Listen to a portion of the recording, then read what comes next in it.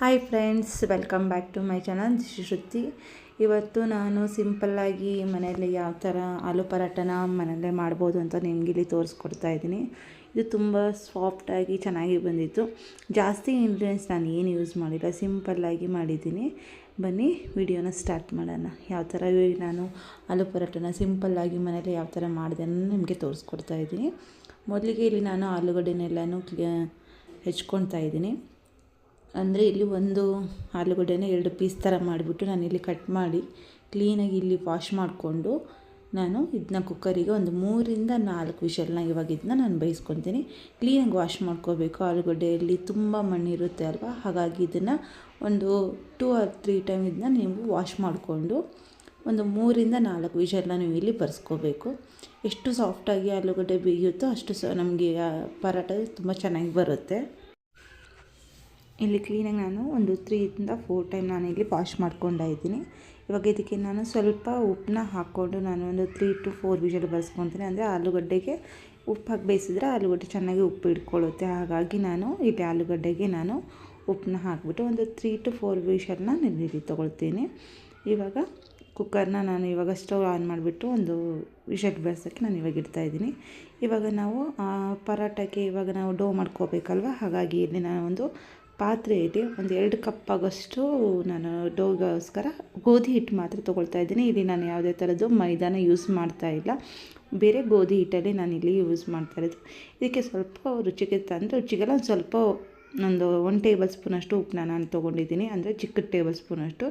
ಚೆನ್ನಾಗಿ ಇದಕ್ಕೆ ನೀರನ್ನ ಹಾಕ್ಬಿಟ್ಟು ತುಂಬ ಮೆದುವಾಗಿ ಕಲಿಸ್ಕೋಬೇಕು. ಲಾಸ್ಟೆಲ್ಲ ಒಂದು ಅಥವಾ 1.5 ಸ್ಪೂನಷ್ಟು ಎಣ್ಣೆ ಹಾಕಿಬಿಟ್ಟು ಚೆನ್ನಾಗಿ ನಾದ್ಕೋಬೇಕು. ಚಪಾತಿ ಹಿಟ್ಟು ಥರ ನೀವು ಯಾವ ಥರ ನಾದ್ಕೊಳ್ತೀರೋ ಅದೇ ಥರ ಚೆನ್ನಾಗಿ ನಾದ್ಕೊಂಡು ಅಟ್ಲೀಸ್ಟ್ ಒಂದು ಹಾಫ್ ಆನ್ ಅವರ್ ಆದರೂ ಇದನ್ನ ನಾವು ನೆನೆಯಕ್ಕೆ ಬಿಡಬೇಕು. ಅಂದರೆ ಚೆನ್ನಾಗಿದೆ ನೆಂದರೆ ನಮ್ಮ ಪರಾಟ ಕೂಡ ತುಂಬ ಸಾಫ್ಟಾಗಿ ಬರುತ್ತೆ. ಮತ್ತು ತುಂಬ ಹೊತ್ತು ಇಟ್ಟರೂ ಹಾಗೆ ಸಾಫ್ಟ್ನೆಸ್ ಹಾಗೇ ಇರುತ್ತೆ. ಹಾಗಾಗಿ ಇದನ್ನ ಎಣ್ಣೆ ಹಾಕ್ಬಿಟ್ಟು ನಾನು ಚೆನ್ನಾಗಿ ನಾದಿ ಇವಾಗ ನೋಡಿ 3-4 ವಿಷಲ್ ಬಂದಿದೆ ಇವಾಗ ಕುಕ್ಕರ್ಗೆ. ನಾನು ಅದನ್ನ ಇವಾಗ ಒಂದು ಹಾಫ್ ಆನ್ ಅವರ್ನ ಹಿಟ್ಟನ್ನ ಹಾಗೆ ನೆನೆಗೆ ಇಡ್ತಾಯಿದ್ದೀನಿ. ಮತ್ತು ಇವಾಗ ಪರಾಟಗೆ ನಾವು ಒಳಗಡೆ ಆಲೂಗಡ್ಡೆ ಹೂರ್ಣ ಥರ ಮಿಕ್ಸ್ ಮಾಡ್ತೀವಲ್ಲ, ಅದಕ್ಕೋಸ್ಕರ ನಾನು ಇವಾಗ ಸಣ್ಣಕ್ಕೆ ನಾನು ಈರುಳ್ಳಿನ ಹೆಚ್ಕೊಳ್ತಾ ಇದ್ದೀನಿ. ನಿಮಗೆ ಎಷ್ಟು ಅಂದರೆ ನಿಮಗೆ ಟೇಸ್ಟಿನ ಪ್ರಕಾರ ನೀವು ದಪ್ಪ ಇರಬೇಕು ಅಂದರೆ ದಪ್ಪ ಹೆಚ್ಕೊಳ್ಳಿ, ನಿಮ್ಗೆ ಸಣ್ಣ ಇರಬೇಕಂದ್ರೆ ಸಣ್ಣ ಹೆಚ್ಕೊಳ್ಳಿ. ಮಕ್ಕಳಿಗೆ ತಿನ್ನಬೇಕು ಅಂತಂದಿದ್ರೆ ಸಣ್ಣಕ್ಕೆ ಹೆಚ್ಚಿರಲಿ ನೀವು ಈರುಳ್ಳಿನ. ನಾನಿಲ್ಲಿ ತುಂಬ ಸಣ್ಣಕ್ಕೆ ಎಷ್ಟು ಸಾಧ್ಯ ಆಗುತ್ತೋ ಅಷ್ಟು ಸಣ್ಣಕ್ಕೆ ನಾನಿಲ್ಲಿ ಹೆಚ್ಕೊಳ್ತಾ ಇದ್ದೀನಿ. ಸಣ್ಣಗೆ ಹೆಚ್ಕೊಂಡು ಇದಕ್ಕೆ ನಾನು ಮತ್ತು ಕೊತ್ತಂಬರಿನೂ ಮತ್ತು ಈರುಳ್ಳಿನ ತುಂಬ ಸಣ್ಣಗೆ ಹೆಚ್ಕೊಂಡು ನಾನು ಇವಾಗ ಇಟ್ಕೊಳ್ತೀನಿ. ಇದನ್ನು ನಾನಿವಾಗ ಆಲೂಗಡ್ಡೆ ಮಿಕ್ಸರಿಗೆ ನಾನು ಇದನ್ನ ಹೂರ್ಣ ಥರ ನಾನು ಇವಾಗ ರೆಡಿ ಮಾಡ್ಕೊಳ್ತೀನಿ.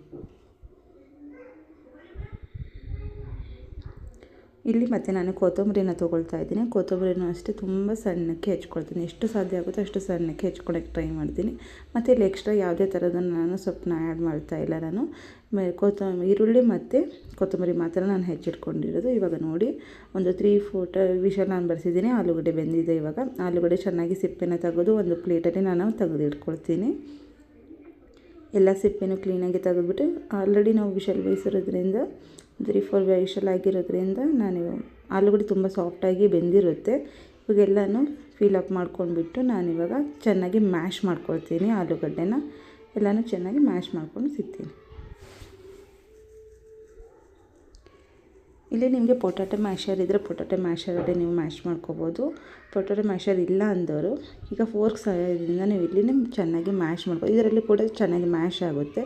ಇಲ್ಲ ಅದೇ ಇಲ್ಲ ಅಂದರೆ ಕೈಯಲ್ಲಿ ಕೂಡ ಚೆನ್ನಾಗಿ ಮ್ಯಾಶ್ ಮಾಡ್ಕೋಬೋದು. ಇಲ್ಲಿ ನಾನು ಫೋರ್ಕ್ ಸಹಾಯದಿಂದ ಮ್ಯಾಶ್ ಮಾಡ್ಕೊಳ್ತಾ ಇದ್ದೀನಿ. ಇದಕ್ಕೆ ನಾವು ಕಟ್ ಮಾಡ್ಕೊಂಡಿರೋಂಥ ಈರುಳ್ಳಿ ಮತ್ತು ಕೊತ್ತಂಬರಿನ ಎರಡನ್ನೂ ಚೆನ್ನಾಗಿ ಇವಾಗ ಮಿಕ್ಸ್ ಮಾಡ್ಕೊಳ್ತಾ ಇದ್ದೀನಿ. ನಿಮಗೆ ಎಷ್ಟು ನೀವು ಏನೇನು ಎಕ್ಸ್ಟ್ರಾ ಅಥವಾ ಮೆಂತ್ಯ ಸೊಪ್ಪು ಹಾಕ್ತೀನಿ ಅಂದರೆ ಹಾಕ್ಬೋದು. ಅದೊಂಥರ ಟೇಸ್ಟ್ ಡಿಫ್ರೆಂಟಾಗಿ ಬರುತ್ತೆ.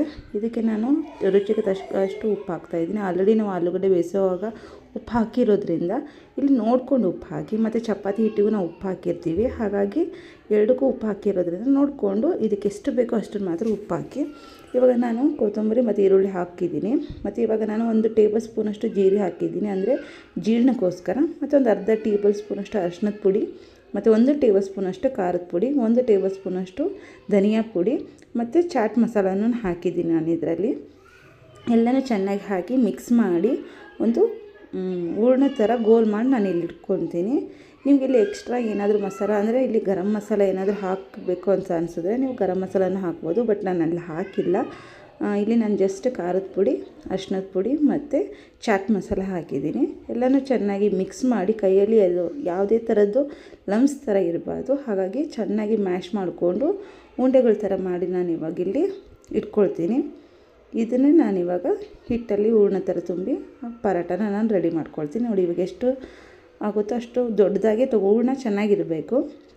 ದೊಡ್ಡದಾಗಿ ತೊಗೊಂಡು ಉಂಡೆಗಳ ಥರ ಮಾಡಿ ಇಟ್ಕೊಳ್ಳಿ.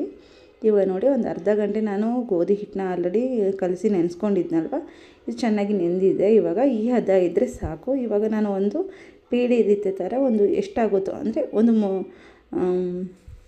ಚಪಾತಿ ಅಷ್ಟು ತೊಗೊಂಡು ಇದನ್ನು ಎಲ್ಲ ಹುಳಿನ ಥರ ಮಾಡಿಕೊಂಡು ನಾನು ಅದನ್ನು ಸಪ್ರೇಟಾಗಿ ಇಟ್ಕೊಳ್ತಾಯಿದ್ದೀನಿ. ಇವಾಗ ನಾನು ಹಂಚು ಕಾಯಲಿಕ್ಕೆ ಇಡ್ತಿದ್ದೀನಿ.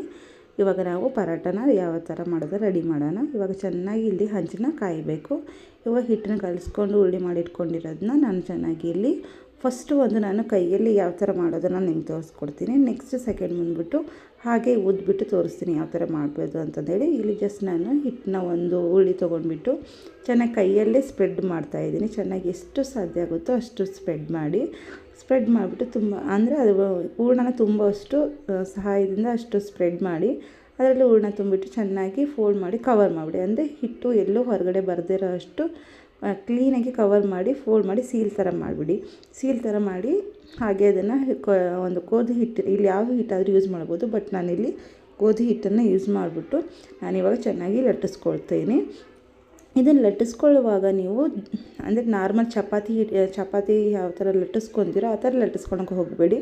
ಇದು ಯಾಕಂದರೆ ಒಳಗಡೆ ಸ್ಟಫಿಂಗ್ ಇರೋದ್ರಿಂದ ನಿಧಾನಕ್ಕೆ ಎಷ್ಟು ಸಾಧ್ಯ ಆಗುತ್ತೋ ಅಷ್ಟು ಸ್ಲೋ ಆಗಿ ಲಟ್ಟಿಸ್ಕೊಳ್ಳಿ. ಇಲ್ಲಾಂದರೆ ಒಳಗಡೆ ಹಾಕಿರೋ ಸ್ಟಫಿಂಗ್ಸ್ ಎಲ್ಲ ಹೊರಗಡೆ ಬಂದುಬಿಡುತ್ತೆ. ಹಾಗಾಗಿ ಎಷ್ಟು ಸಾಧ್ಯ ಆಗುತ್ತೋ ಅಷ್ಟು ಸ್ಲೋ ಆಗಿ ಲಟ್ಟಿಸ್ಕೊಳ್ಳಿ. ನೋಡಿ ನಾನು ವಿಡಿಯೋದಲ್ಲಿ ತೋರಿಸ್ತಾ ಇದ್ದೀನಲ್ವ, ಎಷ್ಟು ಸಾಧ್ಯ ಆಗುತ್ತೆ ತುಂಬ ಹಗುರಾಗಿ ಫುಲ್ ಫ್ರೆಶ್ ಮಾಡಿಬಿಟ್ಟು ಲಟ್ಟಿಸ್ಬೇಡಿ. ಹಗುರಾಗಿ ನಿಧಾನಕ್ಕೆ ಹಾಗೆ ಸ್ಪ್ಲಿಟ್ ಮಾಡ್ಕೊತ ಲಟ್ಟಿಸ್ಕೊಳ್ಳಿ. ನೋಡಿ ನಿಮಗೆ ಎಷ್ಟು ದಪ್ಪ ಬೇಕೋ ಅಷ್ಟು ದಪ್ಪ, ಅಂದರೆ ಪರಾಟ ಸ್ವಲ್ಪ ದಪ್ಪ ಇದ್ರೇ ಟೇಸ್ಟಾಗಿರುತ್ತೆ. ನಿಮ್ಮ ಕಡೆ ಆಗುತ್ತೆ ಇನ್ನೂ ತುಂಬ ತೆಳುವಾಗಿ ಲಟ್ಟಿಸ್ಕೊಳ್ಳೋಕ್ಕೆ ಅಂತ ಸಾಧ್ಯ ಅನಿಸಿದ್ರೆ ನೀವು ಇನ್ನೂ ತೆಳುವಾಗಿ ಲಟ್ಟಿಸ್ಕೋಬೋದು. ಇದು ನೋಡಿ ಇಷ್ಟು ಹದಕ್ಕೆ ಬಂದರೆ ಸಾಕು, ಇಷ್ಟು ದಪ್ಪ ಇದ್ರೂ ಕೂಡ ಸಾಕು. ನಾನು ಇವಾಗ ಇದನ್ನ ಇಷ್ಟಕ್ಕೆ ಸ್ಟಾಪ್ ಮಾಡಿಬಿಟ್ಟು ಇವಾಗ ಇದನ್ನ ಯಾವ ಥರ ಬೇಯಿಸ್ಕೊಳ್ತೀನಿ ಅಂತ ತೋರಿಸ್ತೀನಿ. ಇವಾಗ ಅಂದರೆ ಇಷ್ಟು ದಪ್ಪ ಇದ್ದರೆ ಸಾಕು. ಇವಾಗ ಚೆನ್ನಾಗಿ ಹಂಚು ಕಾದಿದೆ. ಈ ಹಂಚಿಗೆ ಇವಾಗ ನಾನು ಲಟ್ಟಿಸ್ಕೊಂಡಿರೋಂಥ ಆಲೂ ಪರಾಟನ ಇವಾಗ ನಾನು ಬೇಯಿಸ್ಕೊಳ್ತೀನಿ. ಪ್ಲೀಸ್ ನಾನು ಈ ಚಾನಲ್ನ ಯಾರೆಲ್ಲ ಸಬ್ಸ್ಕ್ರೈಬ್ ಮಾಡಿದೆ ಹಾಗೇ ನೋಡ್ತಾ ಇದ್ದೀರಾ, ಪ್ಲೀಸ್ ನನ್ನ ಚಾನಲ್ನ ಸಬ್ಸ್ಕ್ರೈಬ್ ಮಾಡ್ಕೊಳ್ಳಿ. ಈ ವಿಡಿಯೋ ಇಷ್ಟ ಆದಲ್ಲಿ ಪ್ಲೀಸ್ ಲೈಕ್ ಮಾಡಿ. ಹಾಗೆ ಈ ವಿಡಿಯೋನ ನಿಮ್ಮ ಫ್ಯಾಮಿಲಿ ಮೆಂಬರ್ಸ್ಗೂ ಮತ್ತು ಫ್ರೆಂಡ್ಸ್ಗೂ ಪ್ಲೀಸ್ ಶೇರ್ ಮಾಡಿ. ನಿಮ್ಮ ಸಪೋರ್ಟ್ ನನಗೆ ತುಂಬ ಮುಖ್ಯವಾಗಿರೋದ್ರಿಂದ ಪ್ಲೀಸ್ ನನ್ನ ಚಾನಲ್ನ ಸಬ್ಸ್ಕ್ರೈಬ್ ಮಾಡ್ಕೊಳ್ಳಿ.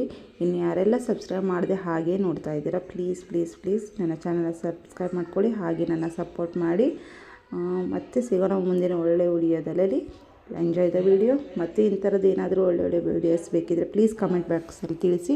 ನಾನು ಈ ಥರದ ವೀಡಿಯೋಸ್ನ ಅಪ್ಲೋಡ್ ಮಾಡೋಕ್ಕೆ ಟ್ರೈ ಮಾಡ್ತೀನಿ. Thank you for watching my video. Thank you.